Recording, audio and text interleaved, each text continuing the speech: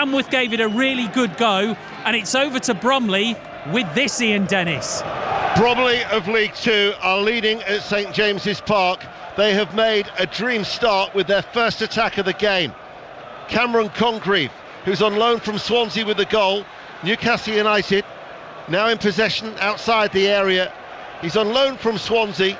He's already scored this season against Gillingham. But Bromley 12th in League Two. 75 places, the difference between Bromley and Newcastle, who are 5th in the Premier League. He showed strength outside the area, left-footed, found the bottom left-hand corner, beating Dubravka at full stretch. It was a fine goal, Pat Nevin. Yeah, and he's passed it from 22, 23 yards with a lot of curl. That started well outside the post, but it curled in, nothing Dubravka could have done. And this is a classic of an FA Cup tie. If you get an early goal for the team that's the smaller team, then you know you're going to get a battle on your hands. We have got an afternoon ahead of us. The goal scored after 8 minutes, and all of a sudden there's a break on. Bromley in their change strip, they're in all gold, and it was Congreve running away on that right hand side, who tries to win it back after being dispossessed. Imre wins it, and Bromley get a throw, and the 3,000 Bromley supporters high up in the gods away towards our left are loving every minute, because they have seen their side take the lead here at St James's Park. Their first ever FA Cup third round tie, their first ever competitive meeting with top flight opposition, and it could not have started any better. It's stunning. I mean, I like the organisation, the team they're playing with this, the back three stroke back five. That's not their normal way to play. However, it's not that negative, because they've got a free kick now, they're going to put it in the box, and all the centre backs have gone up for it. They're not holding back here, sending one or two up because they've got a free kick.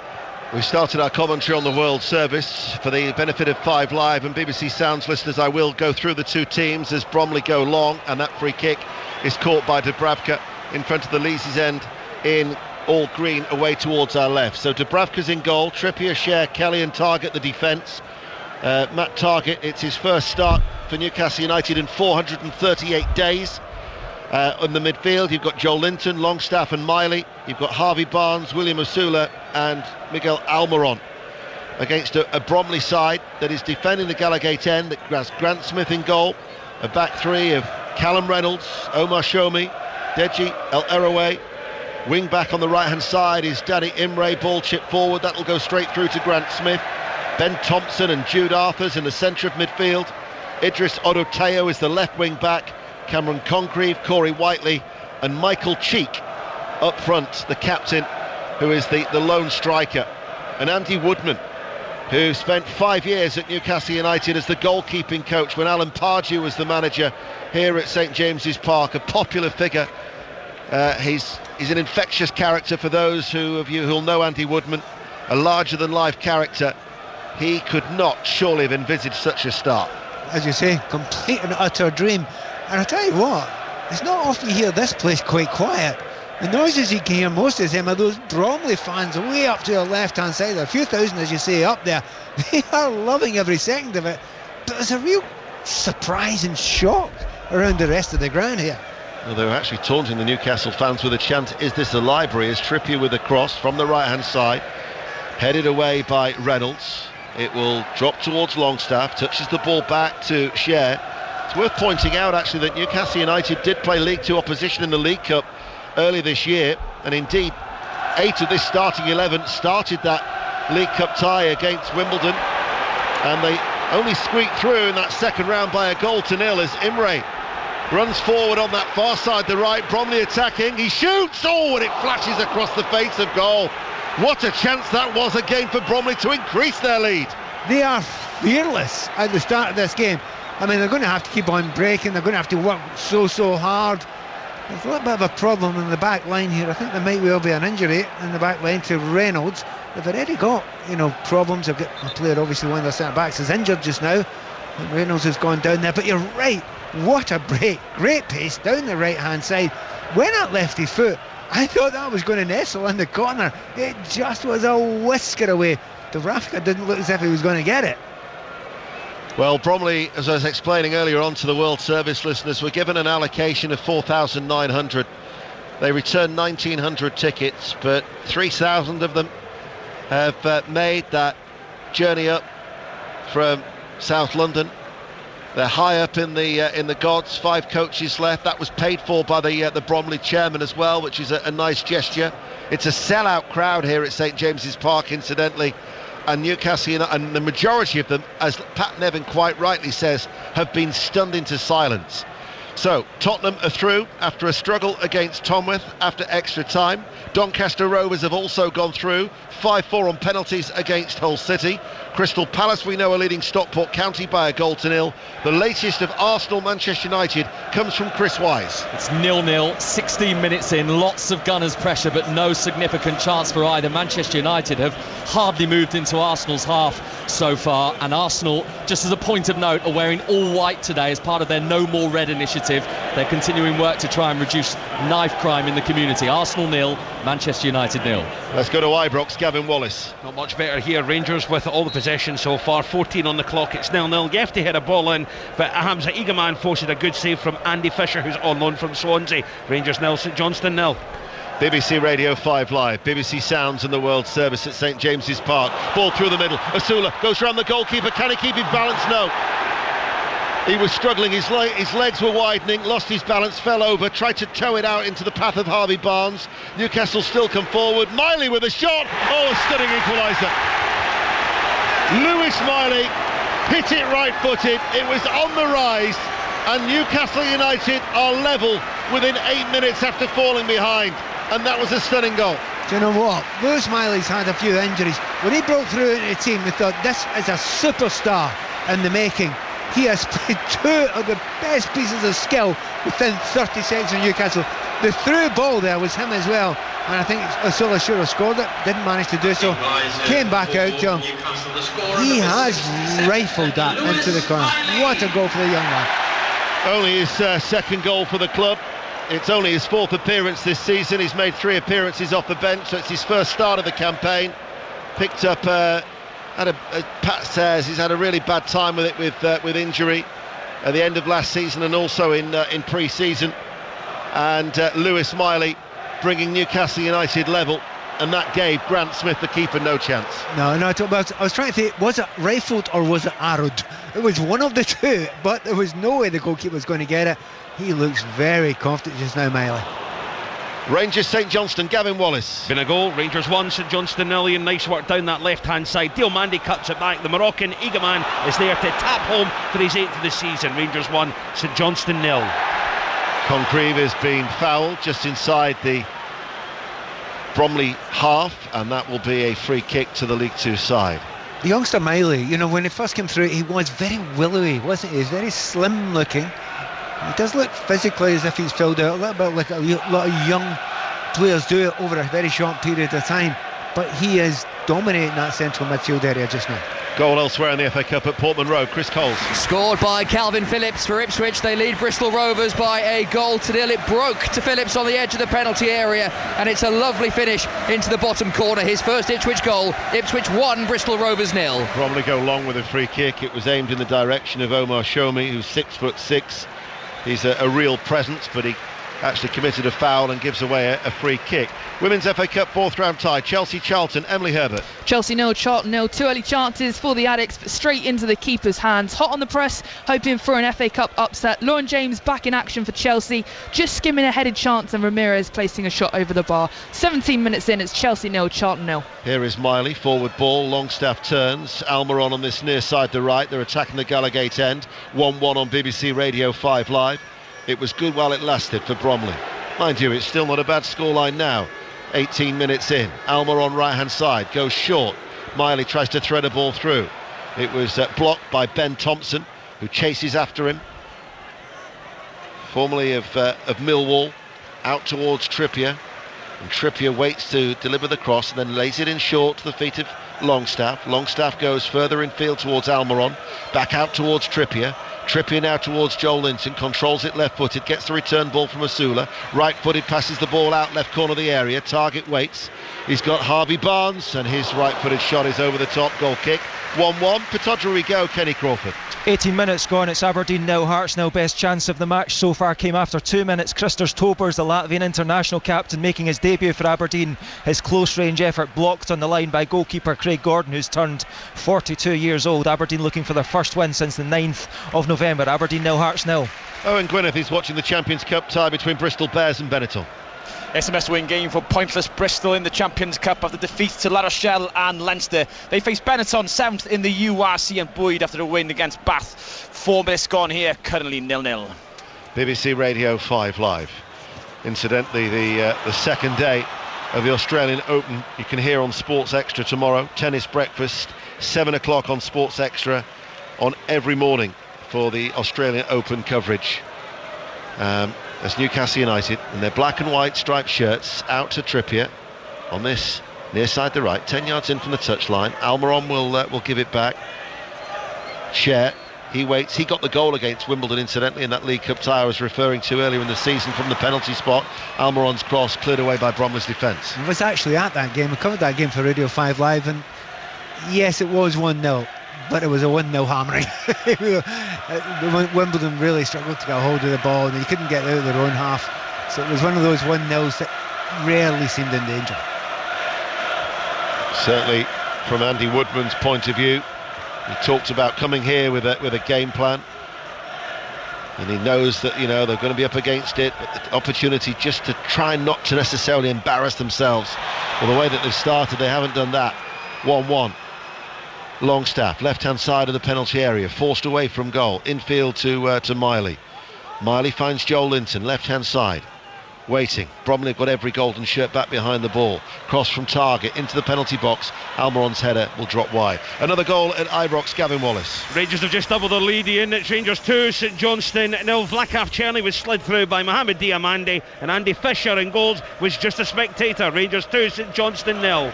I was told, Pat, that back at Bromley they've got a pub called the Broomfield that they were doing happy hour between 2 and 3. It holds around 500 people, and it's actually built into the Glyn Beverley stand at Bromley's ground. After happy hour for an hour, I can only imagine the scenes when Bromley took the lead after 8 minutes as Trippier really runs forward with vigour to the edge of the area. Almiron doesn't keep the ball. He didn't keep the ball in play. It'll be a goal kick. There may have been a few pints spilt during the celebrations. Possibly so. A complete shock as well, but no, they've had a good start. Interesting to see the way Bromley play. We're used to so many Premier League clubs, they all play out from the back and it's slow passing through from the goalkeeper. I don't think Bromley goalkeeper Smith has actually played a pass out yet. Get it up the park, get your team up the park. It's very, very old school in some ways, but it works for them because they can clear the lines a little bit and they don't actually have that far to go, and they have a man. Obviously the goal scored by Congreve, but in that Michael Cheek up front, he's a natural goal scorer. They just want to get him a chance as well. His record is 117 goals in 251 appearances since he was signed from Ebbsfleet in 2019, and he's adapted to the rigours of the Football League very, very well. He's the second top scorer in League Two with 13 goals for his Bromley. Still drawing 1-1 here against Premier League opposition as Cher clears it away. A slip by Asula, and then that will be tidied up at the back, all the way to Smith, who puts his foot through that. Goalkeeper all in an orange goalkeeping outfit away towards our right hand side in front of the Gallagate end as Harvey Barnes looking for the run of Asula, cut out by Callum Reynolds at the back, and then was that a foul by Barnes? The referee plays the advantage, and now this is an opportunity for El Erouay. Into the centre circle he goes, running ball forward, passes the ball out wide. The ball is hit long by Shomi and will go straight through towards Dubravka. A bit of a shame that, because they had some good possession there, and it's they'll have limited amount of possession, Bromley. You've got it, don't give it away easily, but Shomi, he kind of sticks out a bit, doesn't he? He's such a tall lad. He's one of those players that if you get some free kicks and some corners, he will be very dangerous going forward. Longstaff looking for Almiron, and Almiron unable to get there because Odoteu marshalled the ball safely out for a goal kick. Show Me actually has experience of playing against some of the big guns in the FA Cup. He was part of the Yeovil Town side that 7 years ago lost at home at Hewish Park to Manchester United by 4-0. That was a round 4 FA Cup tie. But here, Bromley, if you've just joined us, took the lead after 8 minutes, but since then Lewis Miley has equalised for Newcastle United. 6-time winners of the FA Cup. Yeah, it has actually settled down a little bit over this period. I thought Newcastle would really put the foot on the gas after getting that goal back, but not quite happened yet. Nice touch by Congreve out towards Imre. His cross from the right hand side blocked. It'll stay in play, level the penalty area on that far side. Bromley playing from right to left. Imre, who could easily have actually added a second goal when he flashed it across the face of goal, now wins a corner for the League Two side. We're talking about the Bromley team. They've got wing backs. Some wing backs are basically natural full backs who go forward, and some are basically wingers who go back a bit. Imre's a winger who goes back now and again. He wants the ball high up the field to attack it. He's 21 years of age. He's on loan from Crystal Palace. Here's Danny Imre. Corner kick then on that far side. 1-1 here on BBC Radio 5 Live. Bromley have a corner on the right. It's an outswinger. And in the end, it was El Arouez whose header that dropped wide. Another goal at Portman Road, Chris Coles. It's another for the Premier League side. Ipswich 2, Bristol Rovers 0. Ali Al-Hamadi's right foot shot well blocked. No one watched Jack Clark sneaking at the back post. He tapped it in. Ipswich 2, Bristol Rovers 0. Trying the rugby, Owen Gwynedd. Bristol 7, Benetton 0. Clever throw over the line out, catching the defence, napping. Couple of power play drives, and then Bristol over with Jimmy Williams as Benetton looking to strike back straight away. Bristol 7, Benetton 0. 1-1 at St James's Park. Another goal at Rangers. Gavin Wallace. This time it's Mohamed Diomande for Rangers. He's assisted with 2 and scored 1. A header, ball whipped in by Cherney. Jack Sanders' header goes straight towards the front man and he heads home. Rangers 3, St Johnstone 0. Pat, you can see Andy Woodman with his puffer jacket on. He's wearing a white baseball cap. He's trying to get those Bromley players not to sit too deep. He's ushering them out with a wave of his right hand. Yeah, absolutely. And it's, there's no fear. I mean, if you sit back, eventually you'll get picked off. That's just the feeling you've got because there's real quality players in Newcastle's team. But he believes in his team that if they can get up the park, they can get chances. Longstaff, short forward ball. Joe Linton wouldn't fall to him. Dispossessed just inside the penalty area. Congreve now will hold on to the ball, keeps it, and then plays it out wide. And this is Odoteu, who then will just knock it back. El Arouez on the edge of his own penalty area, almost caught in possession by Almiron. And then it squirted away, and there was nobody to take advantage of that for Newcastle, and it's picked up by Grant Smith, the keeper. Now I can see why they're not playing out from the back. That's the first time they've tried to do it, and it almost led to them losing a goal there. So once again, balls back to the keeper here. Everybody pushes out. The back line is level with us, which is right on the halfway line. So you can see that the tactics are tactics that were, up until 4 or 5 years ago, the most normal tactics. But you just don't see that in the Premier League, do you? No, you don't. I cited Andy Woodman yesterday when I was commentating on Brentford-Plymouth because, in doing my research for this game, I'd listened to his interviews, and he said, doesn't matter the FA Cup, there'll always be one upset. And that surprise actually occurred at the G-Tech Community Stadium yesterday, brought to you on 5 Live and the World Service. Just wonder what he was thinking when his side took the lead after 8 minutes here at St James's Park, as still we have blue sky, bit of cloud cover as well, as Cher hits the ball long. Trippier caught offside, free kick. Incidentally, and this is courtesy of FA Cup Fact File, who provides a stat on every FA Cup tie every year. First time for Bromley in round 3 in their 114th campaign. It's a competition record for the most number of appearances before appearing at this stage. Sometimes there's records that you don't want to actually have just now, but hey, they've broken it, they're there now, and actually given a very, very good account of themselves in the first 28 or so minutes of this game. There's no fear. I mean, a tough game last week. They lost, was it 4-1 to Crewe last week? So, and players sent off, lots of difficulties, but you're just wondering if they were just prepping themselves. It's not been a bad season for them so far. No. Well, that defeat actually at Crewe ended a 13-match unbeaten run in League Two since mid-October. So they really have done extremely well in their first season in the Football League. 1-1. Nearly half an hour played as well. Here is Joe Linton over the halfway line on that far side, the left. Targett goes with him. Here is Targett, saying earlier on the World Service, his first start in 438 days, 7 appearances last season. He's had to be patient, the former Aston Villa man, as Newcastle United are certainly having a lot of the balls. Quiet atmosphere though inside St James's Park at the moment. Miley to Longstaff, up towards Asula, tries to lay it off and gives it away. Congreve, the goal scorer for Bromley, will run forward. He might have to go it alone, but he will at least win a throw for Bromley over the halfway line. But they're fearless about going alone, aren't they? We've noticed it already from Congreve, but Whiteley can get the ball and get his head down and run with it as well. Clearly Emery, that's what his speciality is. So when they get the ball, even if there's 1 or 2 players around them, they think, yeah, we're good enough, we believe in ourselves. And that's always down to the manager and the coach who said, look, go out and express yourself. This is a team that's trying to do that. That's the voice of Pat Nevin, an FA Cup runner-up with Everton back in 1989. 1-1 here at St James's Park. El Eroe, his forward ball is just away from the outstretched leg of Corey Whiteley, and it leads to a break for Newcastle United. Head bobbing, Almiron coming forward. Bromley's golden shirts try and get back.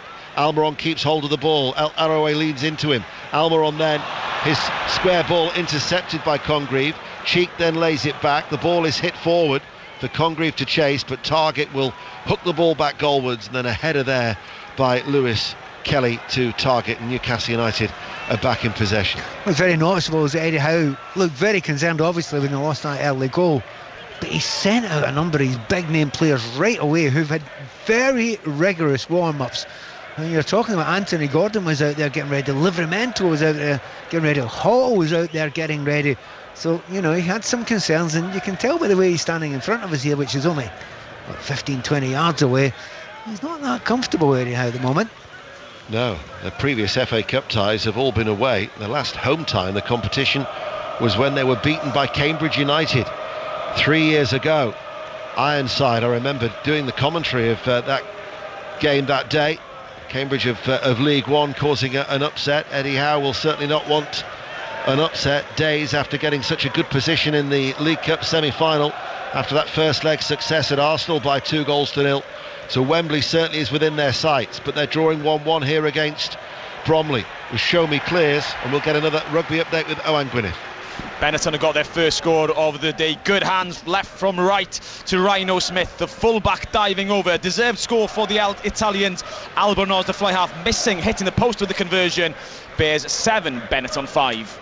Arsenal Manchester United is live on BBC One. Chris Wise is keeping an eye on it for us. It's still 0-0, 33 minutes played, not a game awash with chances. The one shot on target from Manchester United, Kobbie Mainoo, quick feet on the edge of the box, shot held by Raya down to his left hand side, and with former Premier League winger Andy Reid. Is a spark brewing, Andy? Yeah, I think we're growing into the game a little bit. I think Man United are struggling to get much pressure on the Arsenal midfield. Arsenal are dominating territory, dominating possession as you'd expect. Still haven't really created a chance yet. If Man United are going to score, it's going to be on the counter-attack. So game of very few chances, but you just feel that it's building towards something. 12 to play of the first half here at the Emirates, Deno, and it is Arsenal 0, Manchester United 0. Live on BBC One. There would have been a time, of course, you'd have said, Pat, I tell you what, if Bromley can hang out now till 90 minutes, they could take Newcastle United for a replay, but gone are those days. A number of people downstairs when we were in the press room beforehand were talking about that, these big moments, and could you imagine, Tottenham could have been hosting a non-league club, at their own ground, and what a difference that would have made to finances, etc. And just remembering some of the great replays and second replays I've been involved in my career. It is a miss, but I understand why it's a miss.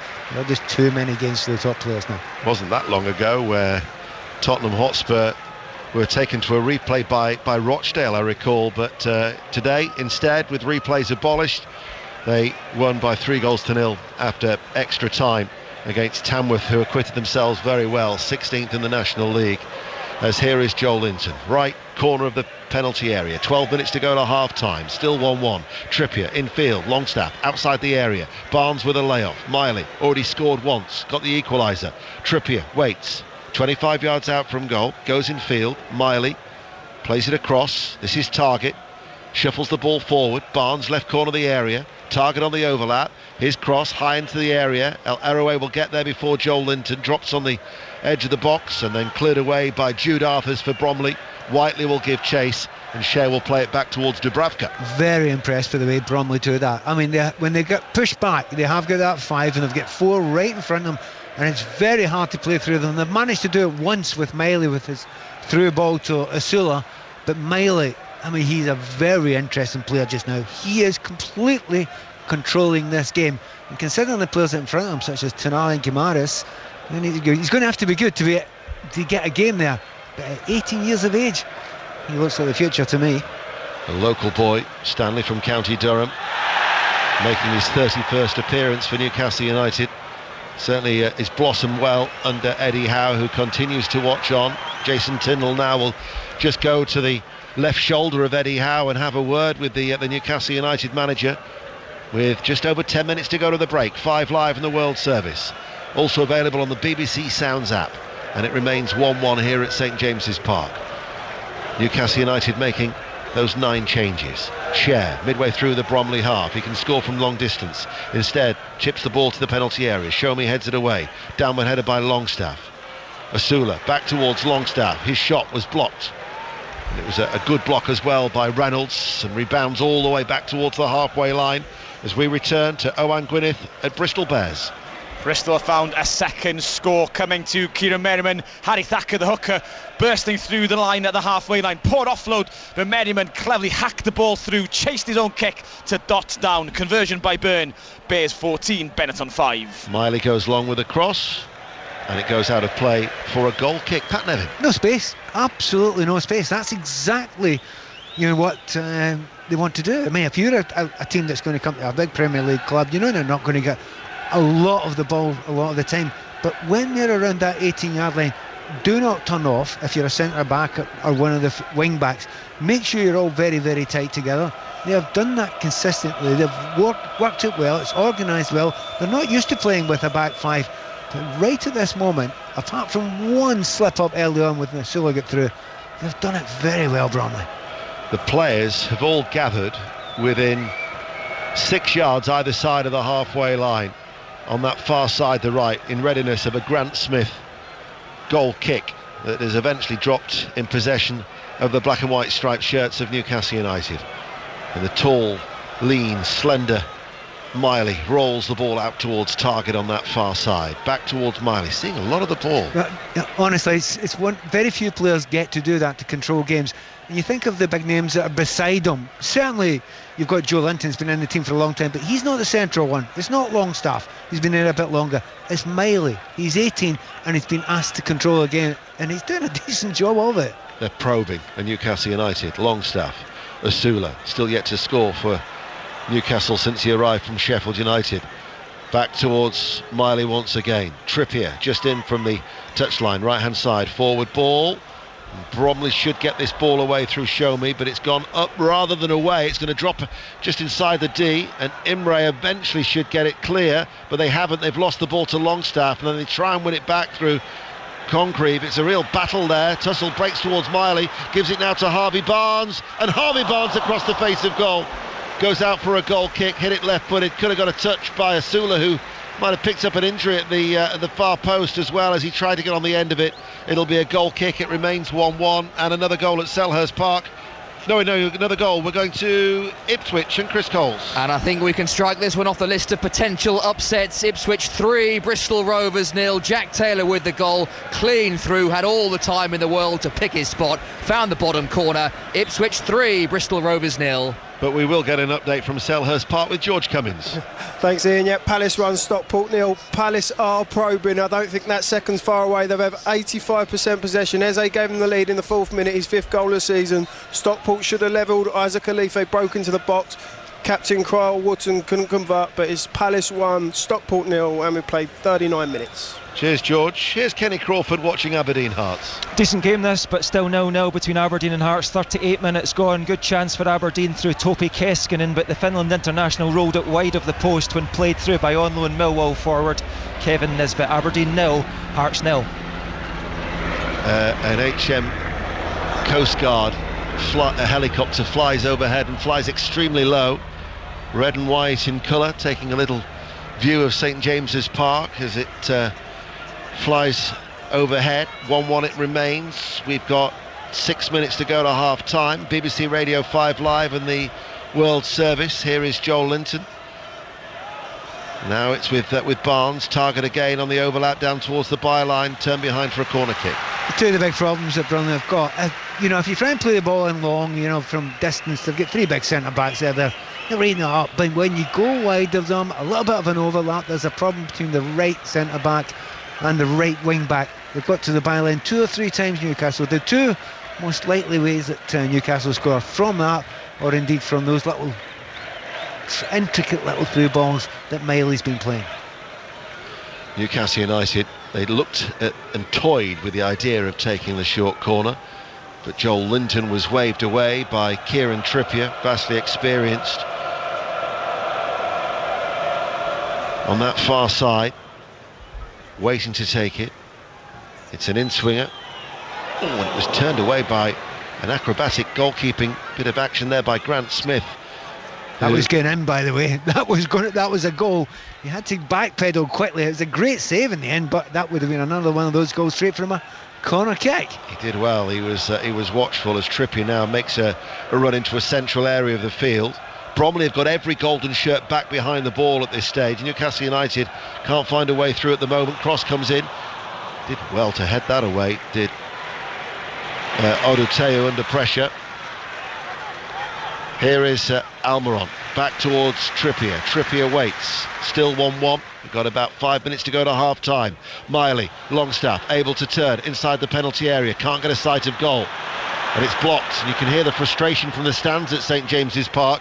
A goal in the Women's FA Cup fourth round. Emily Herbert. And Chelsea open the score sheet. Myra Ramirez fires Chelsea into the lead. A deflected cross from Lauren James and headed it in. And they go into the lead with 5 minutes to go before half time. It's Chelsea 1, Charlton 0. Trying the rugby now. Owen Gwyneth.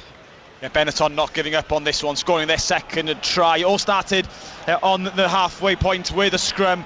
Winger Ratave making the break, crossfield kick coming from Albornoz, and finally Michael Lamero dotting down on the 23rd minute. 14-12 in favour of the Bears. Miley on the edge of the area finds Almiron just outside the deep. Bromley defending in numbers, defending very, very deep. 1-1. Pat Nevin. It's getting too deep. It's too deep just now. They have to get the ball. They have to hold it in the Newcastle half at some point.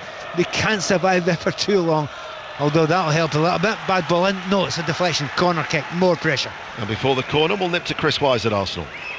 Between Arsenal and Manchester United, but concerning scenes for Gabriel Jesus. He's left the pitch on a stretcher. He's got his hands up over his face. Raheem Sterling on to replace him. 2.5 minutes of the first half to play. Arsenal 0, Man United 0. Corner taken short. Joel Linton. That, remember, is on BBC One live. As here is Trippier. Forward ball. Almiron will shoot. Strikes the body of Shounmi, who just fell to the floor, did Omar Shomi. And again, his arms were down by his side. He showed great awareness in that respect. I think he'll have the sponsor's name of the ball actually tattooed on his chest now. Smashed at him from very, very close there. But again, it shows you the bravery and the organisation and the tightness of those three centre-backs. But they cannot get a hold of the ball just now, Bromley. Longstaff with a cross. Oh, that was unfortunate. Danny Imre, the right wing-back, saw that the ball was going to drop off over his right shoulder, and he's starting to turn and run away and waiting for it to drop, but it's continuing to curl inwards, and it strikes him on the back of his shoulder and goes out of play for a corner kick that Newcastle on that far side, the left, have already taken. And it's Barnes who lifts the ball in long to the penalty area, and Thompson will let that ball go out of play for a goal kick. That's exactly what they needed, Bromley, because the amount of pressure they were under, they're getting a little bit tired near the end of the half here. Newcastle, they've turned it up a little bit, they're passing it a little bit smarter, a little bit sharper. Yeah, they're still fighting and battling, but at some point you need to get the ball into the other half, and I suppose that's why when the goalkeeper gets it, as he does now from a goal kick, he will launch it with the hope that they can win the little bit of a knock-on and get some possession in the opposite half. The Bromley chairman was saying, I mean, it is Bromley who've had 3 trips to Wembley in 6 years, but when they were promoted from the National League playoff final, he found that just such a harrowing experience that today he was just going to enjoy and savour every moment. I would imagine when you're less than 2 minutes to go to half time and your team is still drawing 1-1, you're going to be enjoying every moment of this first period. Yeah, good luck trying to keep calm for 10 minutes to go and the score's still like this. Here is Almiron, level the area on the right. Lewis Miley lets it come across his body. Forward ball goes back into traffic. Joel Linton feeds it out wide. Still on the right though for Newcastle, attacking the Gallowgate end. Miley to Joel Linton. Longstaff coming in. Longstaff enters the penalty area, goes to ground. I think he might have been pulled back earlier on. Of course, last season at Premier League grounds you'd have had VAR looking at that, but thankfully the FA have said for the consistency of the competition is at every ground there'll be no VAR until we get to round 5. I think you're spot on there, Ian. I think if he goes down there, the referee's got a big decision to make, but he tried to stay on his feet and eventually couldn't get it away, but that was a good call for a penalty kick had he gone down. Trippier can't thread a ball through. That was blocked by Oduteo. Comes back towards Trippier, who then spreads play out towards that far side, but it goes behind target, and the cheers from the Bromley travelling support will tell you it's gone out for a Bromley throw, and they will take their time in the last 30 seconds. Maybe not many people would have envisaged this scoreline of Newcastle 1, Bromley 1. Absolutely not, because Newcastle have been playing very well recently. Yes, they've made 9 changes, but there's some teams that make 9 changes and there's a lot of kids out there and a lot of names you don't recognise. It's not the case with Newcastle. There's plenty of players that have played at the very, very top level that they can fit into the first team very, very easily. So yeah, a bit of a surprise. Just talking about that half chance there for Newcastle, it could have been a possible penalty kick. Once again, is that lad Miley. He was at the centre of it. His little slip pass balls through, it really tells me he's a special talent. He's always playing with his head up. He looks like the most accomplished player out there by some distance, and he's only a kid. We're into 2 minutes of added on time. Newcastle 1, Bromley 1. Trippier goes back to Cher. Newcastle United have every outfield player in the halfway towards our right. They're playing from left to right as we look. And Bromley, again, just trying to keep their shape and get to the break level. That would be certainly a very pleasing achievement for Andy Woodman, their 53-year-old manager, who continues to stand and watch on in that technical area, very close to the 4th official as Kelly. It's not like the Bromley goal has been peppered either. We had the Miley equaliser, the rising drive, and Barnes has flashed one across the face of goal. But Bromley, by and large, have protected Grant Smith, their keeper, very well as Cher steps forward. Doesn't open up for Cher. Instead, he plays it out towards Target. Target with a cross. They're waiting inside the penalty area, and that was a good header away by Oduteo to concede the corner. Once again, they're falling further and further back. I think the only one that I could possibly put on top of that was the missed chance from, was it Salah? Corner's taken short. Here is Trippier into towards the penalty area, and nobody was there. Congreve, though, loses out in the challenge. In fact, there was a foul there, and it'll be a free kick to Bromley. Yeah, they needed that again. Newcastle were back on the attack. As you said, couldn't get out, but it looks as if they'll just about make it to half-time. And that little bit of a rest for 15 minutes will be so important for every single one of these Bromley players. He's in no hurry to take it at all, is Grant Smith, who they signed from Yeovil a couple of years ago, previously at Boreham Wood. But he's been an integral part in helping Bromley finally achieve Football League status, as there indeed is the half-time whistle, and Andy Woodman, a sharp turn, and he's one of the first down the tunnel here at St James's Park, and he'll be very pleased. He saw his side get off to a dream start, taking the lead through Congreve after 8 minutes, but 8 minutes later Miley's rising drive brought Newcastle level. Well, don't forget, we've had 2 absolutely brilliant goals in this game. The Congreve one, I have to say, even though it might not have looked quite as dramatic, it's the way he was so calm and curled the ball from 22 yards out round the goalkeeper with his left foot. It was a classic. It was an FA Cup classic, and it's really lit this game up. And it does make you think that even though they were under a huge amount of pressure the last 10 or 15 minutes, correctly, as you say, Ian, how many chances have there really been for Newcastle? Not that many, but you just feel that more space will develop as the game goes on. And of course, Newcastle have got 1 or 2 good players that can still bring on. Yes, Guimaraes is one of them. Tonali is another on the bench, as is Anthony Gordon, but no Alexander Isak. But Newcastle United might not require the reinforcements in the second half. Time will tell. Half time, Newcastle United 1, Bromley 1. Thank you very much both. We'll bring you second half commentary, of course, from St James's Park here at Tamworth at the Lamb Ground. Their moment in the spotlight is, of course, coming to an end after that 3-0 defeat after extra time for Tamworth against Tottenham Hotspur. All of the wires are being taken away. There's a man with a trolley just to my left-hand side, which is full of those sort of fluffy boom microphones.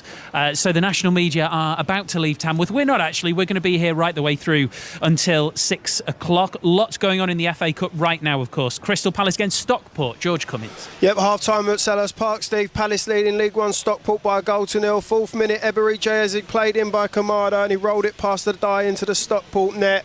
Stockport have had a couple of chances. Captain Wotton should have made it 1-1 when Isaac Khalife crossed to him, but he shot wide from 6 yards. Palace had 80% possession. Eze's been the best player on the pitch. It's Palace 1, Stockport 0, but Stockport still in it. Tamworth gave it their best shot for an upset. Bromley might still give us a big upset. What about Bristol Rovers? Chris Coles. They will not be giving us an upset, I don't think, Steve. There's a chasm in quality between themselves and Ipswich. Ipswich leading 3-0, cruising through this cup tie. Calvin Phillips' first goal in 18 months. Caress finish into the corner from the edge of the box. Jack Clark sliding in a second at the back post. And Jack Taylor with all the time in the world to make it 3. Although, more than a hint of offside, which will aggrieve Bristol Rovers. They've barely vacated their own half, only forcing Ari Muric into a save when the goalkeeper himself gave the ball away to Rule Satiriou, who fired it straight back at Muric. All very comfortable for Ipswich. They lead League One Bristol Rovers 3-0. The sun is going down here now at Tamworth, and it's a beautiful view at the Lamb Ground. Now, if I needed anybody to tell me where to go next, all I would need to do is look at the one remaining big red board in front of me, the advertising hoardings that they've flown in for this game, because it just says in big letters, Emirates. Chris Wise. Perfect, but amongst the many Arsenal-Manchester United FA Cup classics that we've had down the years, and we've had so many of them, I wouldn't say this is too high on that list. At the break, it's Arsenal 0, Manchester United 0. The half-time whistle has just gone. To give you a flavour of the first half, Arsenal haven't had a shot on target. Manchester United have had a couple, but they've been half chances. Kobbie Mainoo from the edge of the box, quick feet, low shot held by David Raya down to his left-hand side. Another from Garnacho, a shot from an angle which was pretty routine really for Raya at his near post. Arsenal, Andy Reid, have had more of the ball, but ultimately we are waiting for this FA Cup game to truly come alive. Yeah, I think we are. It hasn't been an entertaining game in terms of kind of goal attempts and kind of penalty box scrambles, but it's been quite interesting tactically. I think Man United, their back five have been pretty solid. Then they've had Mainoo and Agate just in front of them, so they've had plenty of bodies in and around the edge of the box, which has stifled Arsenal. Arsenal have struggled to break that down. Now, the trade-off for that is Man United haven't been able to get any pressure on the ball higher up the pitch, and they haven't been able to assert any dominance in terms of possession. So at the moment, I would say tactically both teams are cancelling each other out. So hopefully in the second half the game opens up. I think it's definitely a game that needs a goal. I think if we can get a goal from either team, I think we see a bit more space opening up, and we probably see a few more chances arriving. The other blow, Steve, for Arsenal is that Gabriel Jesus has gone off injured. Is still not entirely sure what happened to him. He was tracking back to stop Bruno Fernandes from shooting. He ended up hurting himself. I don't know if he fell awkwardly, but he left the pitch on a stretcher. He had his shirt pulled up over his head as he did so. He looked in a lot of discomfort, and obviously injuries and Arsenal have gone hand in hand this season, and I just wonder how serious that one might be for Gabriel Jesus. Raheem Sterling came on for him, and it is at half-time Arsenal 0, Manchester United 0. Thanks both, and remember you can also watch that one on BBC One. 2 games in the Scottish Premiership today have both reached half-time. Rangers St Johnstone, Gavin Wallace. Yeah, Rangers looking to reduce the arrears on Celtic. They're in a comfortable position to start doing that. They're 3 goals to the good at half-time, 3 goals in 9 minutes. Igaman Cherny and Diomande giving Rangers a commanding lead. St Johnstone have offered nothing. Rangers 3, St Johnstone 0. And half-time at Pittodrie, Kenny Crawford. Yeah, Aberdeen 0, Hearts 0. Fascinating tussle this between 2 of Scotland's biggest clubs. Despite the lack of goals so far, the Dons without a win in their last 10 games. Hearts in 11th, looking to get their 3rd victory on the bounce. Aberdeen have dominated, 2 clear chances. Craig Gordon saved one from Christers Tobers. Topi Keskinen rolled the other one wide of the post. Aberdeen 0, Hearts 0. Other scores in the Women's FA Cup fourth round: Fulham 0, London City Lionesses 5. These are all full times. Exeter 1, Sunderland 7, Manchester City 3, Ipswich 0, Newcastle 1, Nottingham Forest 0. Those are the full time scores in the Women's FA Cup fourth round. Don't forget, one of the shocks of the day: Hull City of the Championship beaten on penalties by Doncaster Rovers. We will try and squeeze in some reaction to that, and we will definitely hear from Tom Tonks together with his family, the Tamworth player. They gave everything today and just came up short against Tottenham Hotspur. He and they on the way after the news with John Barnes. The voice of the UK. This is BBC Radio 5 Live. The US President-elect Donald Trump has accused politicians in California of incompetence over their handling of the wildfires in Los Angeles. In a post on social media, the Republican asked why they couldn't just put out the fires. 16 people are known to have died over the past 5 days. Tributes have been paid to a policewoman who died after being hit by a lorry while helping at the scene of another crash. North Yorkshire Police Constable Rosie Pryor was standing on the verge of the A19 when she and 2 others were hit. One of them has died, the other is in hospital. A man has been arrested on suspicion of attempted murder after a woman who's believed to be a nurse was stabbed at Royal Oldham Hospital this morning. The woman, who's in her 50s, is in hospital. Her injuries are believed to be life-changing. The man, who's 37, remains in police custody. And the wanted singer Max George has revealed that he wrote his will from a hospital bed before having surgery for a heart condition. The 36-year-old told the Sun newspaper he thought he was going to die last month when he had a pacemaker fitted to keep his heart beating regularly. Gladiator, ready! Bigger. Wow, what an entrance! Better. Some new events! And tougher than ever. Is there anything I can't do? That was a hard fall. It hits like an absolute tank. Not a game for the faint-hearted. You can't do that! So hard. We are back. Gladiators Series 2. Back tougher. Starts next Saturday. Watch on BBC iPlayer. This is 5 Live Sport. The FA Cup with Steve Crossman. Listen on BBC Sounds. And we'll hear from one of Tamworth's gladiators after we've checked in at the UK Snooker Championship. Jamie Broughton. And John Higgins is playing Neil Robertson this afternoon. It was Robertson who took the opening frame with a break of 48. Since then, it's Higgins who's played the better snooker and dominated his proceedings. He's knocked in 6 breaks over 50. He's now 5-1 up, so he needs one more frame to book his place in the quarter-finals.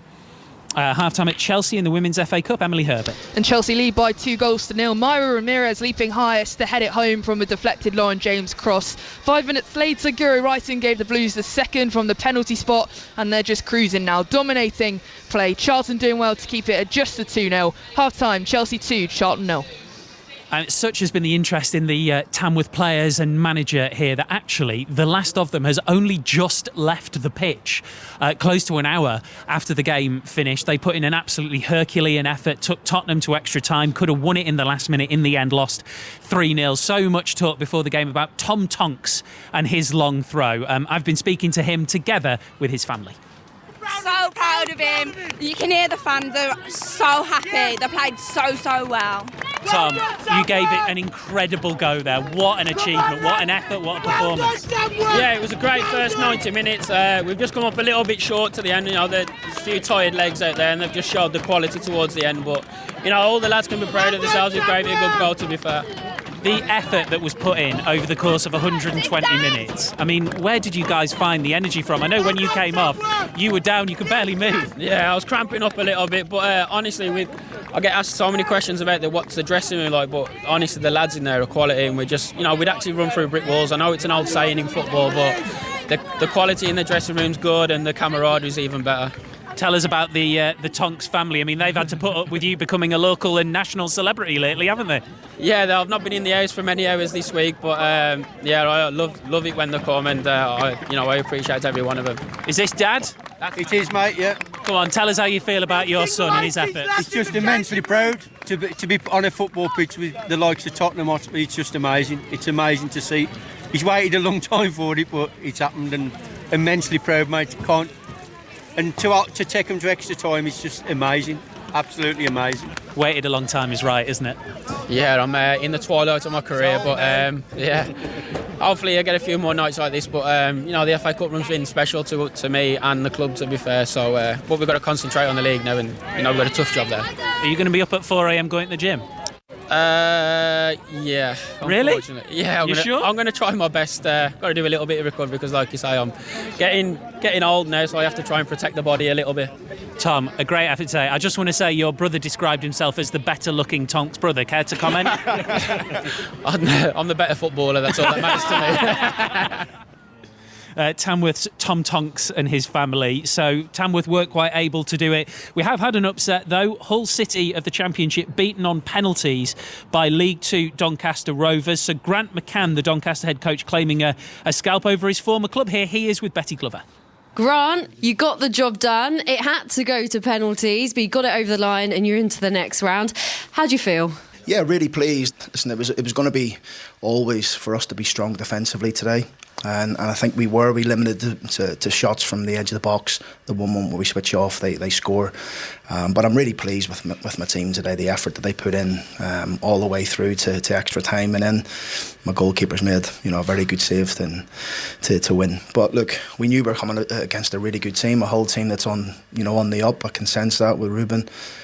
So we had to be strong defensively today. We scored a really good goal on the break from Luke Molyneux, and I couldn't be more pleased.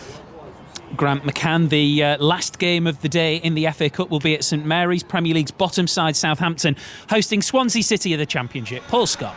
Well, when the draw was made, this fixture was set to pit Russell Martin against his former club, but he's since been sacked by Saints, replaced by Croatian Ivan Juric, who's lost all 3 matches in charge. In fact, the South Coast club haven't won since early November and suffered a humiliating 5-0 defeat here against Brentford last weekend. Just the 2 changes to that starting 11.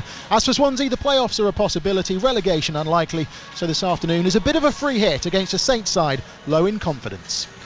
Let's take you back to the rugby, shall we? Owain Gwyneth. Yeah, half-time here, Bristol 14, Benetton 17. What is a must-win game for the Bears? A win could be enough to send Benetton through to the last 16. 5 tries in all, Williams and Merriman for Bristol, Rhino Smith and Michael Lamoureux for Benetton. And a third came with the last play of the game, Matt Gallagher dotting down the left-hand corner to the cries of a forward pass by the home crowd. Bristol 14, Benetton 17. Thank you very much. So we are going to be here at Tamworth through till 6 o'clock. So what we'll do is once we're done at St James's Park, we are going to bring you all of the reaction to the day. The big story was almost here. We'll hear from Andy Peakes, the Tamworth manager. I've just been speaking to Ange Postecoglou as well, so you'll be able to hear that one at full time at St James's Park. Archie Gray of Leeds and Jazz Singh, the goalkeeper for Tamworth, who had an absolutely fantastic game. In the end, not quite able to do it. Let's just wrap up some of the scores from the day so far on 5 Live. It's been a great day of FA Cup drama. We just heard from Grant McCann there, the Doncaster manager. They beat Hull City on penalties. Tamworth 0, Tottenham 3 from here about 14 miles northeast of Birmingham. Arsenal Manchester United is 0-0. That's a half-time score. You can watch that one on BBC One. Crystal Palace leads Stockport by a goal to 0. It's Ipswich 3, Bristol Rovers 0. And very shortly we'll be taking you back to St James's Park where the second half will be underway. Newcastle 1, Bromley 1. Bromley, who took the lead in that game. In the Scottish Premiership, the half-time scores Aberdeen 0, Hearts 0 and Rangers 3, St Johnstone 0. Let's take you back to Ipswich Bristol Rovers, shall we, in the FA Cup, one of the games that's been going on this afternoon. There are loads of really important matches up and down the land in the FA Cup. I'm not going to lie to you, I've just lost my sheet of paper. So let's find out who's there. Normally, Steve, if you don't know, just say Chris, and the chances are high that it will be a Chris. Ipswich 3, Bristol Rovers 0 as the 2 sides emerge from the tunnel here at Portman Road. It was comfortable personified for Ipswich in that first half. Calvin Phillips, good to see him playing well, and on the score sheet with a nice finish into the corner. Jack Clark at the back post, and Jack Taylor, although that looked very offside, the ball played through to him and it got a little touch from Al Hamidi. I think the assistant referee thought it didn't get that touch. He kept his flag down. It was a nice finish. It's been all Ipswich. Bristol Rovers only threatening when Harry Murridge gave the ball away poorly inside his own penalty area, and the Sitiriu shot was straight at Murridge, who made a good save to recover. So unless something dramatic happens here at Portman Road, Ipswich are heading through to the 4th round banishing the memories of last season when they lost so badly to Maidstone. Bristol Rovers, they've not made the fourth round in 17 years, and it looks like that'll tick to 18 years. Ipswich 3, Bristol Rovers 0, just about to get underway in the second half. One or two technical gremlins at St James's Park. Will be back there very, very shortly, I'm sure. They are back underway in the game between Crystal Palace and Stockport. George Cummins. Yep, Steve, Palace leading League One, Stockport by a goal to 0. Second half just begun. So Palace got the lead in the 4th minute. Eberiche Eze played in by Kamado, rolled it past the die into the Stockport net. Stockport have had a couple of chances. Captain Wootton should have made it 1-1 when Eze crossed to him. Sell-out here in South London. 3,700 Stockport fans, but it's Palace 1, Stockport 0. Back underway in the Scottish Premiership at Ibrox. Gavin Wallace. We are indeed, Steve. Rangers 3, St Johnstone 0. Not much happening so far. Eagleman scored on 16, Cherney with that second one on 20, and Mohamed Diomande on 25. The thing for Diomande today, Steve, is that he's had 2 assists and he's looking really good. St Johnstone 8 points adrift at the bottom of the table, and of course that big gap for Rangers, 18 points behind Celtic. Dundee United only 4 behind them, so they have to be careful, but I think today they're going to go on and win this at a canter. Rangers 3, St Johnstone 0. And back underway at Pittodrie, Aberdeen Hearts. Kenny Crawford. Yeah, 47 minutes gone, still Aberdeen 0, Hearts 0. Aberdeen on the attack there, but it's fizzled out. Big day for Aberdeen, 10 games without a win, and they've lost their last 5, but it's looked a bit more composed and back to normal. They started the season so well, remember, won 10 out of their first 11 games. As for Hearts, they've won their last 2, looking to make it 3, still down in 11th place, but Neil Critchley's side have looked so much better the last few games. Aberdeen made no subs at half time. They've still got Jeppe Ockels on the left wing. He's on loan from Preston North End, making his debut. He looks a bit short of fitness, but he's still on at the moment. Aberdeen 0, Hearts 0. BBC One Arsenal, Manchester United about to get back underway. Chris Wise. Yes, the Arsenal players in all white, even though they are at home today as part of their No More Red initiative. They have just emerged from the tunnel. Manchester United players have been out there for about 2 minutes now, so we're about to get underway in the second half as the Arsenal players come into their customary huddle ahead of the second half. Andy Reid, we touched on it at half time, but what have you made of Manchester United's defensive structure to nullify this Arsenal team? Yeah, I think it's been solid. You know, they haven't really committed too many men forward. They've been happy to stay in that shape with the back 5 and the 2 just in front of them, so it's been pretty solid from them. They haven't had to come out and chase the game. I suppose with Arsenal being at home, the onus is on them to really go after it. So I think where Man United can get pressure on the ball higher up the pitch, they have to push one of the centre backs in to go tight on the midfielder. Other than that, they're just going to keep getting pinned in, but they seem comfortable, they seem relaxed. The music blaring out over the PA system, a bit more crash bang wallop than the football so far. We're just underway in the second half. Arsenal 0, Manchester United 0.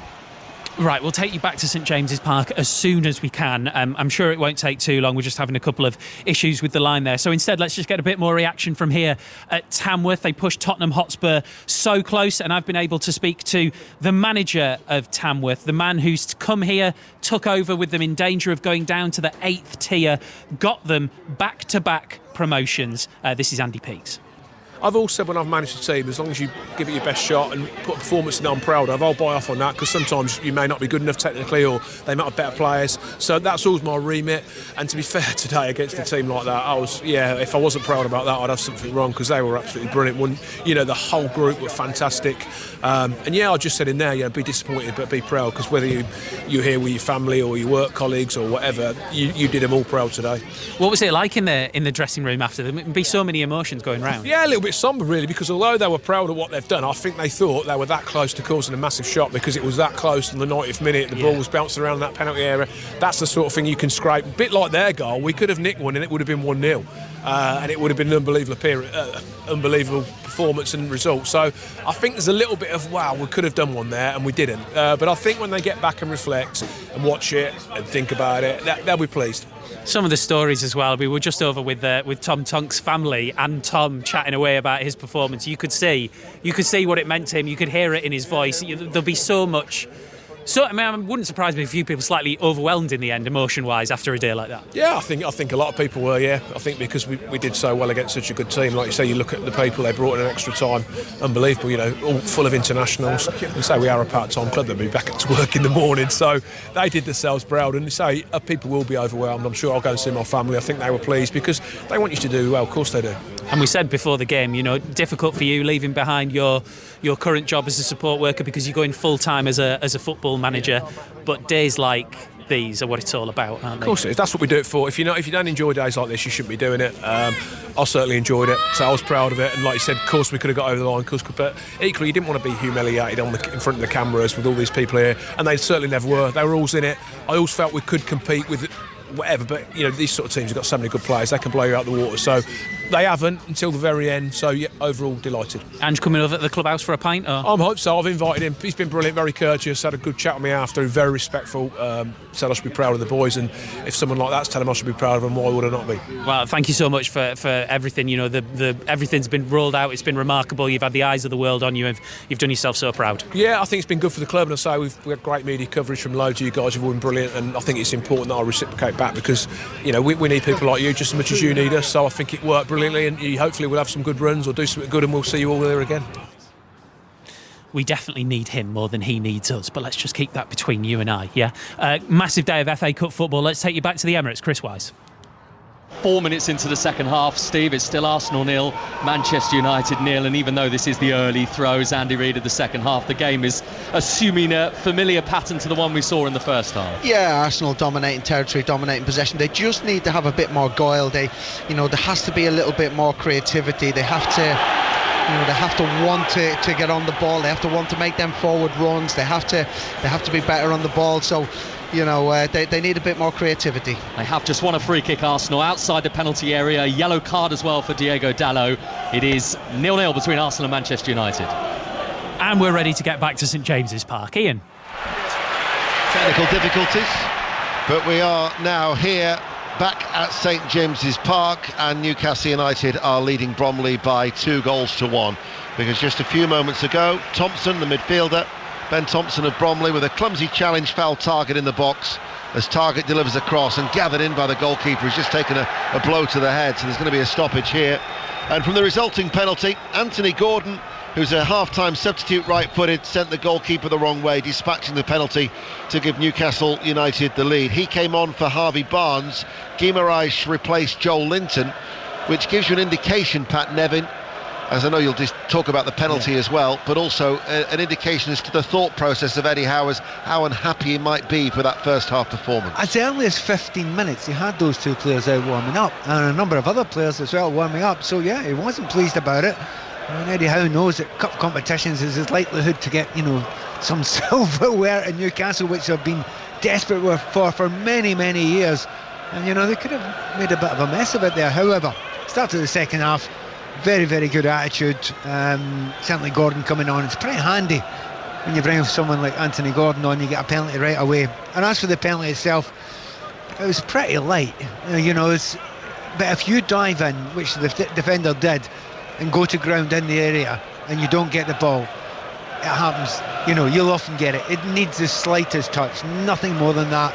And I'm not saying there was a dive involved, I don't think there was, but the referee was always going to give that one, and with no VAR we didn't have to worry about it at all. So even though Bromley I think started quite lively that second half there while we were away, the fact that they started lively meant that Newcastle could go and make good use of those spaces, and they did.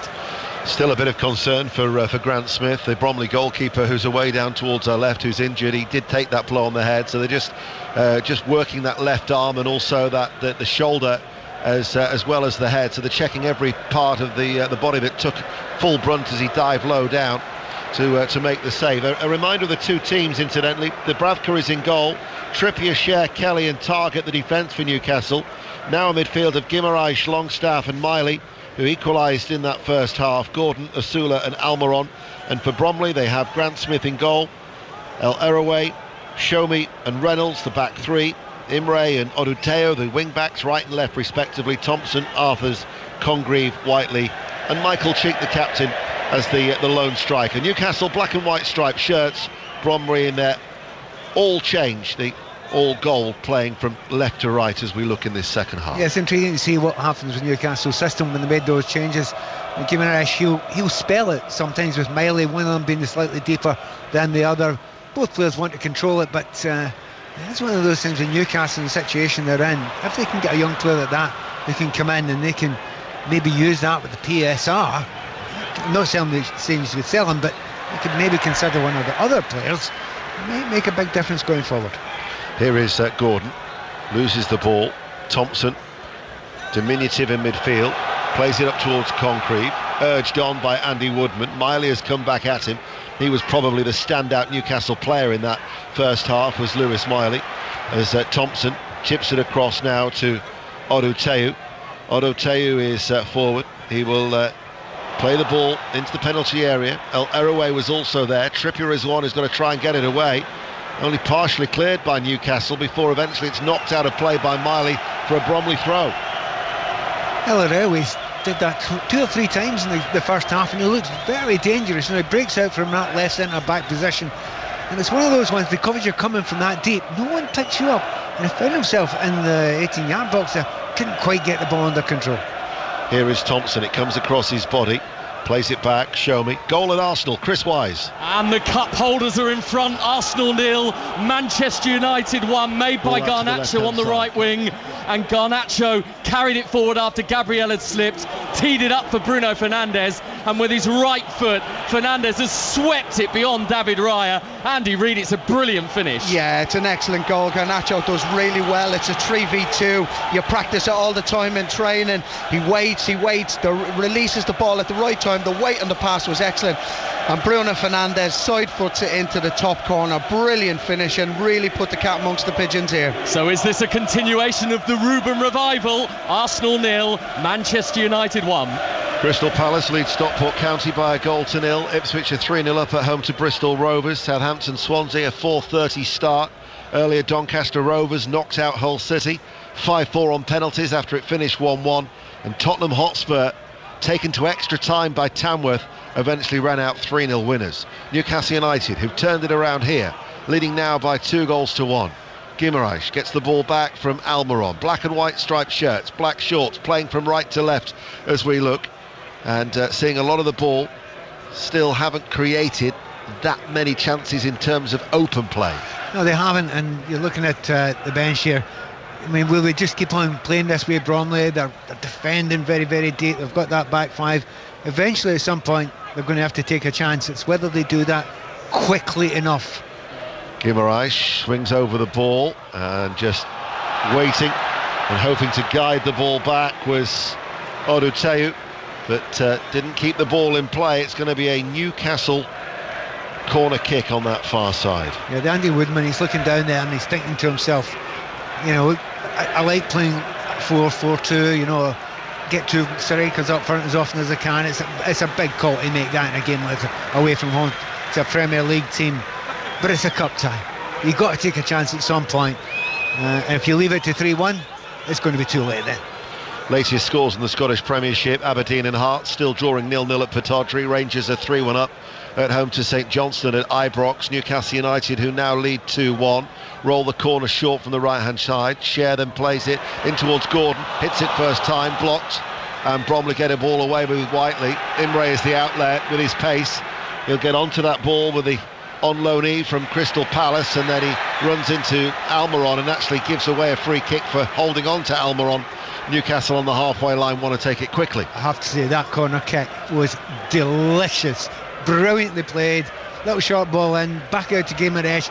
Gordon knew all along the ball was going to get cut back to the penalty spot. Had that gone in, that would be one of the great ones from the training ground you see this season. Unlucky it got blocked. Here is Miley, cries of shoot after his first half effort. Guimaraes gets the ball, he gets his shot away, blocked, forced a Longstaff turn.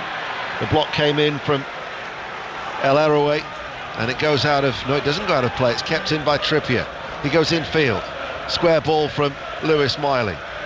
Sellout crowd here at St James's Park, stunned into silence when Bromley took an 8th minute lead, but now leading as they look for a place in the 4th round draw that will take place after that Arsenal Manchester United Cup tie has finished, as the ball is nudged into the path of Lewis Kelly. Newcastle, incidentally, reaching the quarter-finals twice in the last 5 years. But you have to go back a long time since they last lifted this trophy, 1955. That search for silverware, maybe this year it might end, as they're so close in the League Cup with a 2-0 lead against Arsenal. The second leg to come here as they look for what would be an 8th win in succession. I live about an hour and a quarter away from Newcastle, and if ever they do win a trophy, I'm coming. I'm going to go to the town centre the night they win a trophy, because it will be the most wonderful party you will have ever seen the day that they finally get another trophy. It will be the world's biggest party.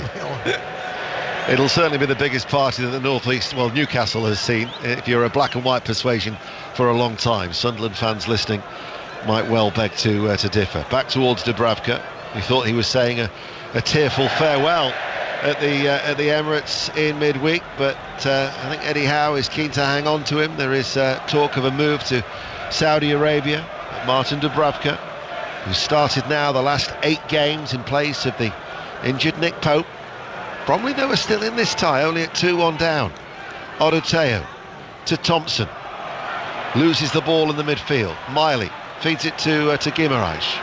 Guimaraes will now send Osula away. Can he keep the ball in play? Yes, he can. On that far side, the right. Osula does a little step over, steps inside. Brilliant goal.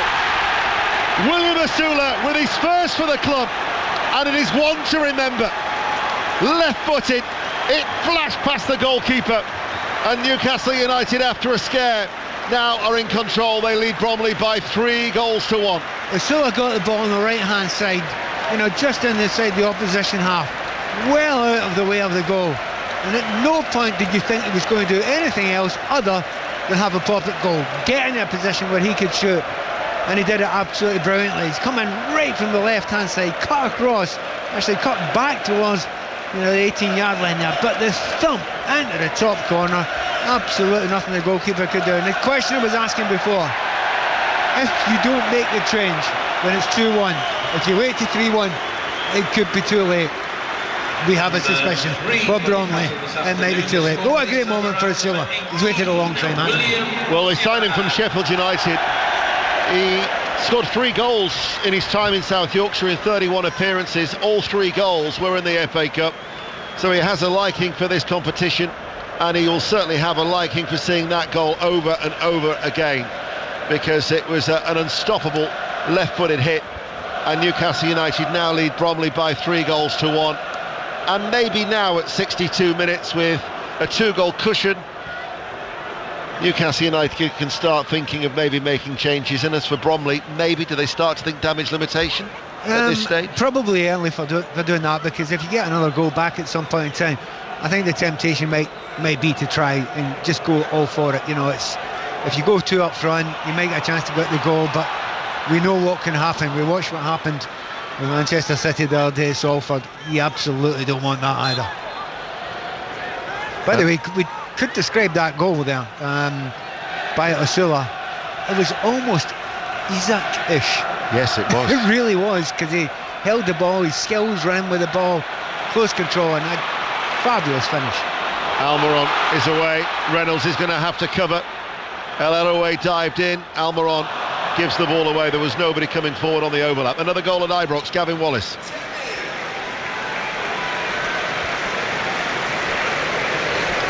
Sorry, Ian, yes, I was just watching the substitutions come there, the loudest PA announcer in the world actually over the top of it. That goal came on 54 minutes. It was a Max Kucherevi corner. Jack Sanders at the back post manages to head it home. Rangers looking a little bit uncomfortable, but scoreline still Rangers 3, St Johnstone 1. Newcastle United are leading by 3-1. Manchester United are ahead at Arsenal. Crystal Palace have a slender lead at home to Stockport County. Ipswich Town 3, Bristol Rovers 0. Southampton Swansea will be getting underway in just over 5 minutes' time. Bromley are looking at making changes. I mean, regardless what happens, they'll have enjoyed their day out here in the northeast. They have. At half-time, I talked to some people downstairs, and some Bromley fans were saying, yeah, we've done ourselves proud. If we can just hold on and make sure it's not embarrassing. I'm thinking to myself, it's only 1-1. Come on, don't think that way. If the players think that way, you've no chance at all. But that sounds a wee bit like realism now, doesn't it? Show me tidies up, back pass towards his goalkeeper. Ashley Charles is going to be coming on, a 25-year-old midfielder. I mean, They've been around. They were formed in 1892. They were founder members of the Southern League 2 years later. Their first time in round 3 in their 114th campaign. And the player, Ben Thompson, is the one who makes way, who gave away that penalty. Ashley Charles comes on for him. Newcastle lead by 3-1. Developments at Arsenal, a red card, Chris Wise. And a red card for Manchester United's Diego Dalot. He'd already been booked at the start of the second half. He's just gone sliding in. Bit of studs on display. Oh, 1-1. Right as you're with us. Arsenal equalise. Gabriel on the half volley inside the box, finding the corner. It came through a crowd. And with Dalot off the pitch, United down to 10. And immediately, Andy Reid, Arsenal capitalise, one apiece. Yeah, first of all, ridiculous challenge by Dalot. He knows that he's already booked, second yellow, and he's off. From the resultant free kick, Arsenal walk across into the box. It falls kindly for Gabriel, who his left foot volleys it into the bottom corner. It was a really good finish. The keeper was unsighted. Arsenal right back in this game. It's going to be tough for Man United now. I just wonder whether that shot from Gabriel took a small deflection on its way in that took it past by Ndia. But it's Arsenal 1, Manchester United 1, just past the hour. And it's live on BBC One, and Dalot will be suspended for the home game against Southampton on Thursday night. Next week, Tuesday, Wednesday and Thursday, we will have every Premier League game covered on the 5 Live network. Newcastle lead by 3-1. Corner kick right hand side as Targett, who hasn't scored a goal since his Aston Villa days in November 2021, saw his shot deflected wide and behind for a corner as Gordon, the substitute, comes forward, sends over a cross. Show Me heads it away. Update now from Selhurst Park with George Cummins. It's Palace 1, Stockport 0, but Stockport should be level here. And Alife jumped on a bad mark. Gahey passed. Rob Richards of the ball. He forced a great save from Turner, but he should have scored. Alife causing Palace problems in this second half. Palace 1, Stockport 0, 70 gone. Commentary of that is on Sports Extra. BBC Radio 5 Live. I mentioned those games next week. Nottingham Forest Liverpool is our main game on 5 Live on Tuesday night as the ball is flicked on and Asula is there. He's got that third goal, helped out by Targett, left corner of the area, infield. Guimaraes looks to shoot, curling effort, curls it wide. Pat Nevin. It's very, very tough now for Bromley. They're all now tired, and they're mentally tired as well. And it's time after time. Newcastle are getting a little half yard. They need no more than that. The very important thing, that Asula goal, is very important, I think, for Newcastle United, because they're so dependent on Isak up front. They need somebody else who can spell it with them now and again. Him getting that goal and the confidence he's got from that is huge. Get an update in the Rugby Union. Owen Gwynedd. 51 minutes gone, Bristol Bears back ahead thanks to a try by Max Lahif. All started with a driving line out, then the forwards did the rest with pick and goes. A third try for the Bears, 21-17 ahead against Benetton. I thought there for a moment that Lloyd Kelly's header back towards Dubravka was just going to maybe show a size of goal for Cameron Congreve, who gave Bromley the lead as Newcastle attack on this near side, the left, playing from right to left as we look, attacking the Leesy's end. But Bromley, with Show Me, should clear the ball away. He turns, almost showed too much of it towards Longstaff. Newcastle are pressing, trying to pin Bromley back, and eventually you're thinking they should get rid of it, and eventually they do, the League Two side. Really comfortable again, mailing the ball. Worth underlining. Oh, he's going to shoot Shaw. And the shot is pulled well off target. Lewis Hall's going to be coming on, and here is going to be a debut for Trayvon Sanusi, who's 17 years of age. He's a tricky winger. He's an England youth international who they signed from Birmingham in 2023. He turned pro only in May. Newcastle fans who attended the pre-season friendlies here at St James's Park against Brest and Girona would have had an opportunity to have had a look at Sanusi. And I just wonder if, Pat Nevin, you might quite like to have a little glance over as well as the young teenager makes his Newcastle United bow, replacing Asula. Yeah, absolutely. I think they put Anthony Gordon will probably play up front. Sanusi, just hoping they'll get a little bit of the ball nearing the end of the game. Gaps beginning to open up. We'll see what he's got against the fullback. But by the way, worth underlining, Gordon, since they come on in the second half, has been sparkling. He's provided certainly the spark that Newcastle United were missing in the first half. Matt Targett was the other player who's gone off. and it'll be Lewis Hall who's come on to replace him, who had a very impressive game against Arsenal in midweek. Newcastle United lead by 3-1. Latest in the Women's FA Cup fourth round tie, Chelsea-Charlton. Emily Herbert. Well, it's Chelsea 3, Charlton 0. Super sub Aggie Beaver-Jones with the third goal. Lovely through ball from Ramirez. Beaver is one-on-one with Charlton's keeper and sweeps it over her head. Charlton lacking that energy now. It's 62 minutes on the clock. It's Chelsea 3, Charlton 0. We're on air until 6 o'clock tonight. We've got an hour to reflect and maybe get reaction, assuming of course that to the draw as well. Arsenal-Manchester United doesn't go to extra time at 1-1, but United are down to 10 men after the sending off of Diogo Dalot. Crystal Palace still have that slender lead. Ipswich Town looks secure for their place into round 4, leading Bristol Rovers by 3-0. Let's get another update though from Arsenal with Chris Wise. Just past the midway point in the second half, Arsenal 1, Manchester United 1. If this game was in a slumber in the first half, the pupils are wide now, and Arsenal and the Emirates have come alive off the back of the Dalot red card, the Gabriel goal. They created another chance for Mikel Moreno that was blocked by Lisandro Martinez. This game, Andy Reid, has really sparked into life. Yeah, we didn't get much action in the first half. We're making up for it now in the second half. We've had all sorts going on here. It's turned into a really good game. Arsenal really on the front foot, playing with a good tempo. The crowd are really getting behind them. Doesn't look like it'll be too long before they get another one. This might be the opportunity now. Into the box goes Havertz. Oh, it's a penalty. Andy Madley points to the spot. Arsenal have been given a penalty. Manchester United players surround the referee. Havertz danced his way into the penalty area. Harry Maguire is leading the complaints. He's got his hands on his head. He's shaking his finger, waggling it in the direction of the referee. Andy Reid, we're yet to see a replay. What's your initial thought on that? Initial thought is that the defender's left his leg out to dangle there. Havertz has done well. He's taken his time. He's shown a bit of composure. Tried to slip it to the side. I don't know. Just looking at the replay here, and I'm not too sure. No, it looks like a dive. I don't think it's a penalty. Now these things are actually happening here on the edge of the penalty area. The penalty's been given, but there is all sorts going on. Players have been hauled away from one another. I think one or two had something to say to Kai Havertz. Harry Maguire is having to be physically restrained here, and there was an awful lot of pushing and shoving going on there, Andy Reid, and there's quite a bit all of a sudden for Andy Madley, the referee, to pick the bones out of here. And remember, we don't have VAR either. Yeah, there's loads going on. I just felt that the game was maybe slipping away from the referee a little bit in and around the sending off. He lost it a little bit, and there's more going on now. They can't seem to get control of it. There's loads of pushing, shoving. It's all going off here. Right, bit to sort out here before the penalty is taken in. As it stands, Arsenal 1, Manchester United 1, but Arsenal have a penalty. Live on BBC One, Newcastle United still lead Bromley by 3-1. Cheek lays the ball off. Congreve coming forward, urged on by the 3,000 travelling support, held up by Kelly, who just stops him in his tracks.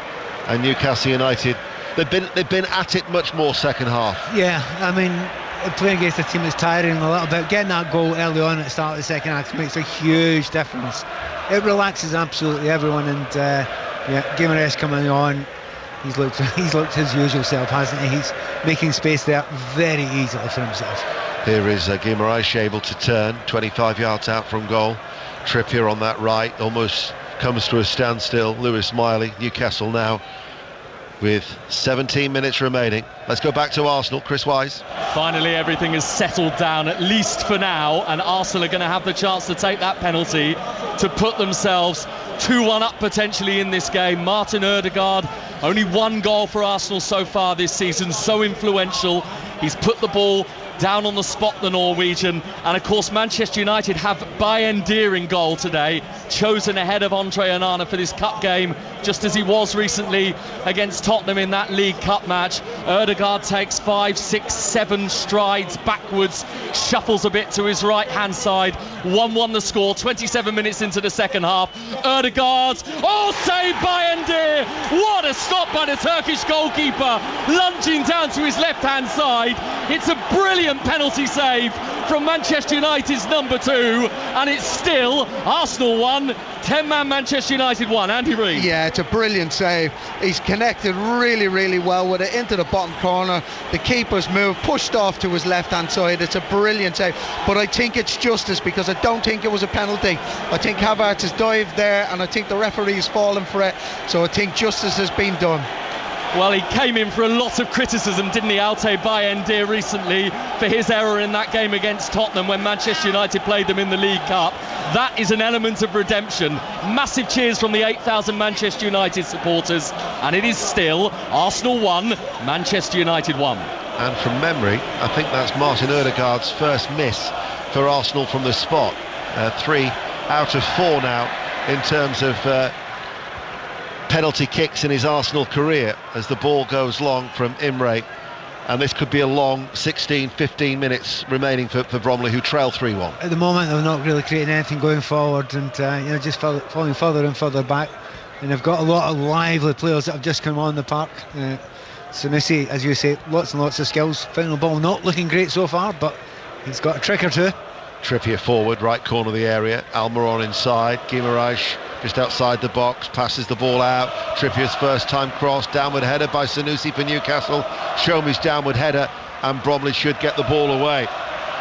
Mentioned that Forest-Liverpool game on Tuesday night on 5 Live. The North London derby on Wednesday evening will be our main game on Wednesday, and at Old Trafford for Manchester United Southampton on Thursday. But every Premier League game during the week will be live, whether it be on 5 Live, Sports Extra or online. But 14 minutes remaining, and Newcastle United lead 3-1, and it's one-way traffic second half, Pat Nevin. Yeah, you felt a little bit sorry for Bromley because they worked so hard at it, but Newcastle have been by far the better side, particularly in the second half.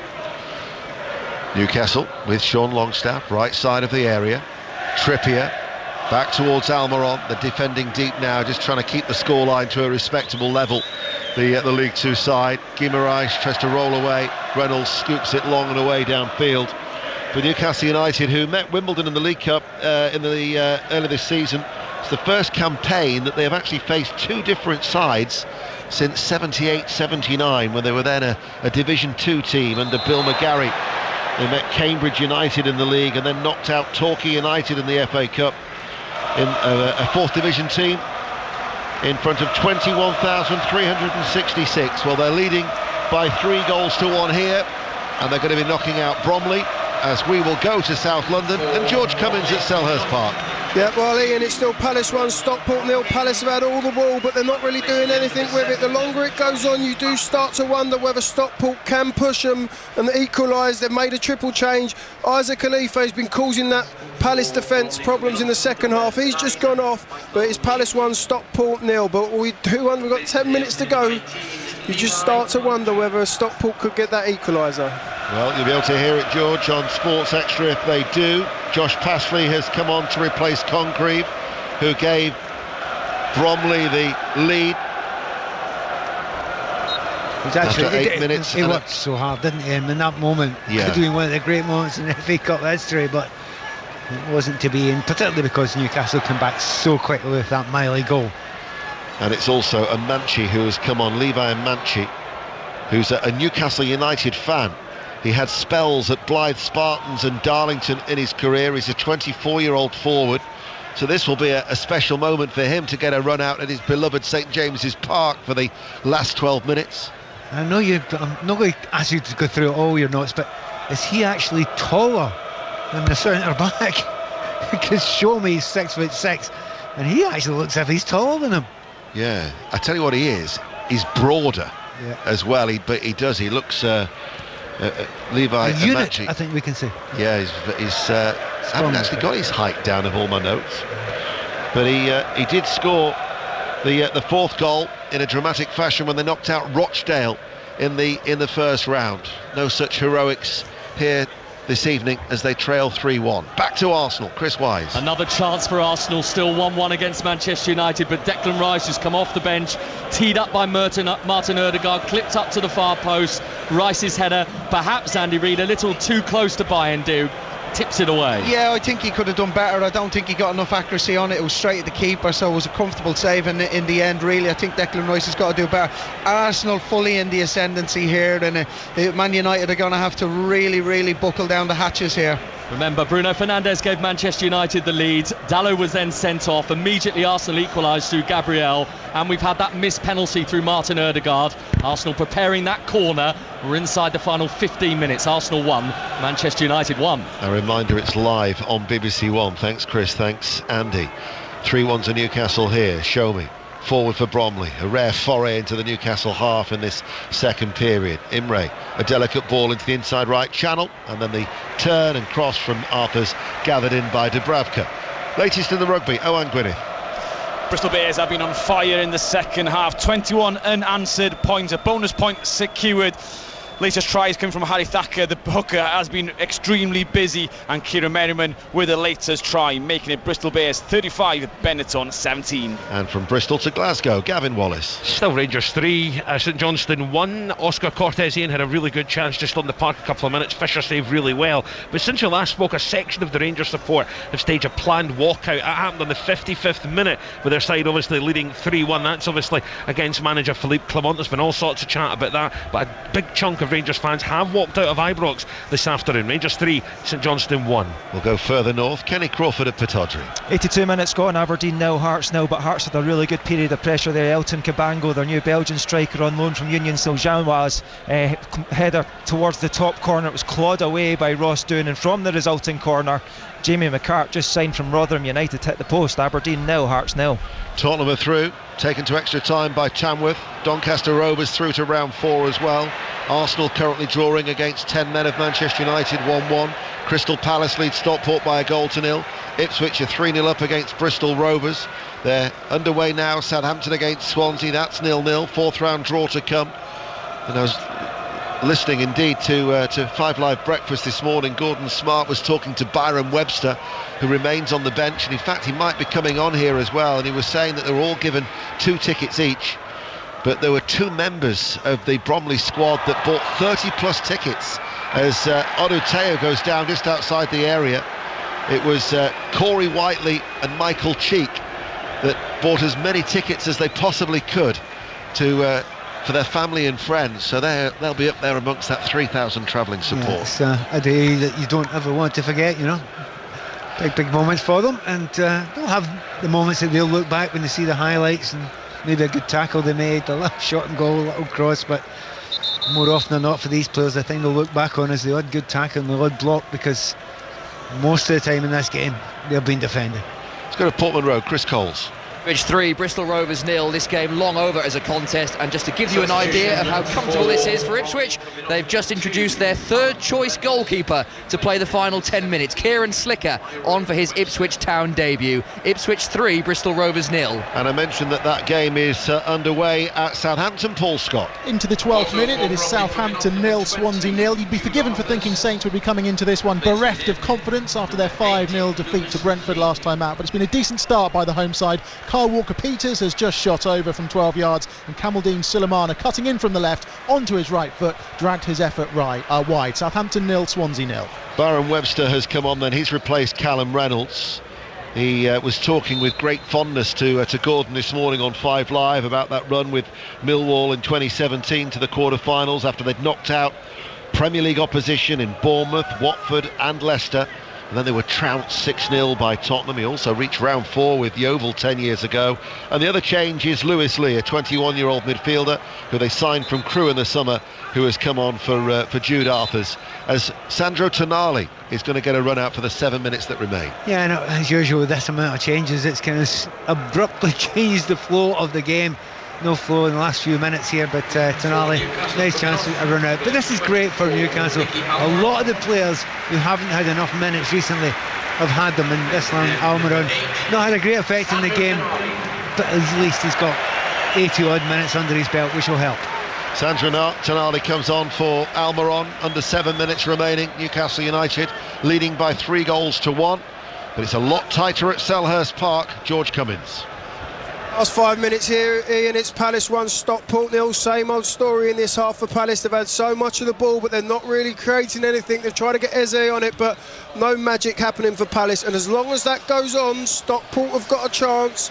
They're really going to go for it in the last 5 minutes, you would think. Palace 1, Stockport 0. We've played 87. Commentary of that is on Sports Extra if you wish to listen to the closing stages. Still 1-1. Arsenal against the 10 men of Manchester United. Here, though, we've got just over 5 minutes remaining. Newcastle United, Eddie Howe will be conscious of that midweek game against Wolves here at St James's in the Premier League. That'll be covered for you live on Sports Extra as we go back to Owen Gwyneth watching the rugby. Benetton not out of this one just yet. They've just scored their bonus point try, fourth coming to Bautista Bernasconi, the replacement hooker, driving from close range. The TMO took some time to make sure it was dotted down. The score now, Bristol Bears 35, Benetton 24. Well, they've had a great day of Bromley here in the northeast, and also from a financial point of view, a sellout crowd here at St James's Park being shown on the BBC iPlayer. This will be a lucrative day as well for the club. It means so much to teams out with the top flight, because you're always fighting and battling. It's all about not just winning games, but getting the finances right as well. So this absolutely will help. But the confidence that they've not been absolutely trounced as well, that'll help. It's been a hard-working game. They've learned a lot about themselves, their capabilities so far. Gordon picks up the ball, forward to Guimaraes, helps it on its way to Longstaff. There was Odoteo to try and run it clear, but Newcastle United debutant Senassi helps win it back. They play it towards Guimaraes, edge of the area, just to chip it low in towards the path of Longstaff. Bromley's golden shirts get the ball away. Sanusi picks it up once again. He's gone into a central area at the minute, hasn't he? Trevan Sanusi. They're trying to get him on the ball. Look, there's no doubt he's got a lot of skill. In fact, it's electric pace about him as well, but he's almost trying too hard just now. Here is Trippier, level the penalty area, playing the ball back to Nali. Scored a great goal here in the League Cup just before Christmas against Wimbledon. Had scored 2 goals that particular night, did the Italian international. To Trippier as Andy Woodman, head bowed at this stage with 4 minutes remaining. Any sign of a dramatic finish at Selhurst Park, George Cummins? Well, Ian, Palace should have sealed it. They should be 2-0 in front. Lerma running to the box, one-on-one with the keeper. He actually beat the keeper, but he's shot over. So how crucial will that miss be? 88 minutes gone. Palace 1, Stockport 0.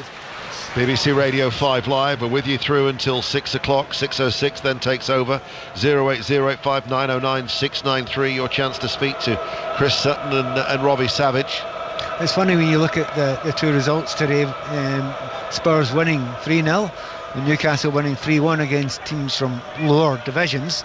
However, Spurs won't be that delighted with that, the way it went, whereas Newcastle, they can be very, very comfortable with the display today. 96 places was the difference between Tamworth and Tottenham, taken to extra time. 75 positions in the English League system. The gulf between Newcastle and Bromley. We will go where next then on 5 Live? We'll go to Arsenal. Chris Wise alongside Andy Reid. Where extra time feels distinctly possible here. 5 minutes to play of the 90. Arsenal 1, Manchester United with their 10 men 1. But a triple change from Ruben Amorim. Ahmed, the young midfielder Toby Collier and Joshua Zirkzee have all come on for Hoyland Garnacho and Mainu, and really Arsenal, Andy Reid, are beginning to put their foot down now on the accelerator with that man advantage. Yeah, they are, but what I will say is Man United look reasonably comfortable. They are defending the box, but they're defending it really well. They look organised, they look structured. Harry Maguire in particular, I think, has been really good today. So it's going to be interesting to see if Arsenal can show that bit of guile, that bit of creativity, and get this winning goal.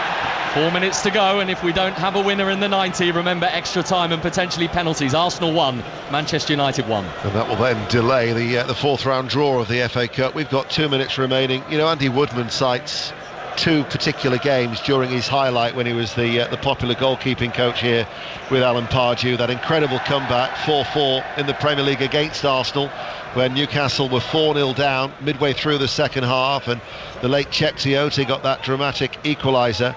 But the other game that he talks about was one in defeat when they lost in Europe to Benfica, and he talks about the ovation he got from the crowd at St James's Park. I would imagine that those 3,000 travelling supporters, who haven't left, by the way, they've got that long trip back down south after this game, they will stay, they'll applaud, and there'll be things that he can take to...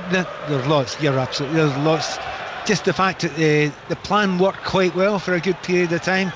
I think he feels probably... I'll wait for a moment, because here's Anthony Gordon. Gordon trying to get past Show Me, but Show Me, with those telescopic legs, diverts the ball behind for a corner kick. Look at the players like Show Me. Show Me's actually done very well today, hasn't he? I mean, he is a leader at the back of that defence, and you can build something around that. Very experienced. It's Newcastle United. Pick up the ball on the edge of the area. There was a foul inside the box, and that will be a free kick to Bromley. But the heads have never gone down, really, from the Bromley players. You're 3-1 down. There was that big moment of 2-1 down. Do you stick or do you twist? Do you take a chance? Do you bring another striker on? Do you go back to your favoured four at the back and have a little bit of a go? But most managers these days don't think that way. They think, hold on and we'll have a go for the last 10 minutes. But it's that classic moment of, well, you might not get to the last 10 minutes, which indeed they didn't do. And since then it's been a bit of a cruise for Newcastle. Speaking to one Bromley official who was telling me there's a supporter who's here today who was watching Bromley in the 50s, and throughout that season, that particular year, they won once all season. And here, this is a Bromley club now in the Football League. They're only 6 points off the playoffs. They could easily, in that competitive division of League Two, gate crash the top 7. 4 minutes of added on time here. Newcastle lead 3-1. Back to Arsenal, Chris Wise. Where Arsenal have just had a really big opportunity. Ødegaard into the penalty area. Havertz has brought it down on his chest. Bayindir is pretty much on top of him, about 6 yards out. And he just can't quite nudge it in, Havertz. He's ended up sending it over the top of the crossbar. So it's still Arsenal 1, Manchester United 1, Andy Reid. Yeah, I think it's a poor miss. He's taken the ball down, he's kind of 4 or 5 yards out, he tries to just flick it into the net and flicks it over the bar. It's a really, really poor miss from Havertz. He's had a couple of big chances in this game, still Arsenal 1, Man United 1. Well, the flag was raised here, but Odotehu wasn't going to miss this opportunity, because seconds after the referee whistle had been blown, Idris Odotehu still went on and still planted the ball past a stationary Dubravka, just to say that he did find the back of the net at St James's Park. And rather delightfully and happily, he never got a yellow card for it. Many would. Well done, referee. A goal at Southampton, Paul Scott. It is Southampton 1, Swansea 0, 20 minutes on the clock, and a Southampton goal coming from a Route 1 ball over the top. Aaron Ramsdale with the strike over the halfway line. It bounced once on the edge of the area. Kamaldeen Sulemana with a delightful lob over the on-rushing goalkeeper. Southampton 1, Swansea 0. Penalty at Aberdeen, Kenny Crawford. In the 93rd minute, and George Grant, former Peterborough midfielder, has a chance to give Hearts a late victory. Aberdeen 0, Hearts 0. George Grant standing in the spot. It was a foul by the Norwegian Nielsen on Kenneth Vargas just inside the box, and this is a massive moment for Hearts. Can they make it 3 wins out of 3? There's only a minute left once this penalty's taken. George Grant about to hit it, the referee just trying to get all the Aberdeen players outside the box. Stephen McLean having a job of doing that. Now George Grant will step up and hit the penalty for Hearts, up against Ross Doohan, and it's saved! It's saved by Ross Doohan off the post, and it stays Aberdeen 0, Hearts 0. We have less than 2 minutes remaining of added on time, where Newcastle United still lead Bromley by 3-1. How long do you have left at Selhurst Park, George Cummins? We've got 90 seconds left, Ian. It's Palace 1, Stockport 0. Dave Chandler, the Stockport manager, is urging his Stockport players forward. They want one more chance to equalise. Palace are trying to kill the game off. Unas has just been booked for time wasting. Stockport have got a throw now. What would they do for their old managers? Remember his throws, their long throws to go into the box, but it's going to come in. Is it going to come in? Here we go. It's coming in. Long one into the box. And it's headed away by the Palace defender. Palace 1, Stockport 0. We've got 1 minute to go. I do indeed remember those throws. Newcastle United here in 98 played Tranmere. From memory, it was, I think, a 5th round tie, and Dave Challoner from the halfway line was launching the ball in towards the penalty area in front of the Gallagate end, away towards our right. I was there the first day he ever showed off that throw. At Tranmere? At Tranmere, yeah. We were actually playing in a bounce game. and he got the ball at his own 18-yard line and he threw it, and none of us knew they had this monster throw, and the whole game just stopped and laughed. Well, we got inside the last 60 seconds, and Bromley trailing by 3-1, coming forward. Can they maybe get another scoreline to make it a little bit more respectable? But I'm sure that for Andy Woodman, he'll get a lot of encouragement from the way that they've acquitted themselves. They haven't been disgraced. They haven't been embarrassed. And you know what? They look fit. They look strong at the end of the game. Yeah, there's a wee bit of tiredness, but you'd expect that. They've had to chase the ball quite a lot. But the organisation structure stayed really, really good, really, really tight for the vast majority of the game. We have a number of real standout players. I don't think you can look far past Show Me. I think he's been absolutely superb in this game. A great leader and really strong and not made any mistakes. He can be proud, as can the team. And there indeed is the final whistle, and Newcastle United are through to round 4 as the two managers shake hands and there's a warm embrace. And it was Bromley who took the lead after 8 minutes. A good goal by Congreve. 8 minutes later, a Miley rising drive brought Newcastle level. And then early in the second half, after Thompson had fouled target, Gordon converted the penalty. And then Asula on 61 minutes got his first goal for the club. Pat Nevin, your thoughts? Yeah, I mean, deserved and almost certain after the equaliser. It was only going to be a matter of time. But, you know, certainly Bromley kept it interesting for a long period of time. A team that looks as if they've improved a long way in the last number of years. And you know what? It could keep on going. It's a well-run club, and it's a manager who knows what he's doing. However, Eddie Howe through to another round of another cup competition, and with a bunch of players back, none of them let them down. Things are looking good for the Magpies. Certainly are. They extend their winning run to 8 games, and I'm sure the Bromley players now will go over and acknowledge their travelling support. But it's finished here at St James's Park. Newcastle United 3, Bromley 1.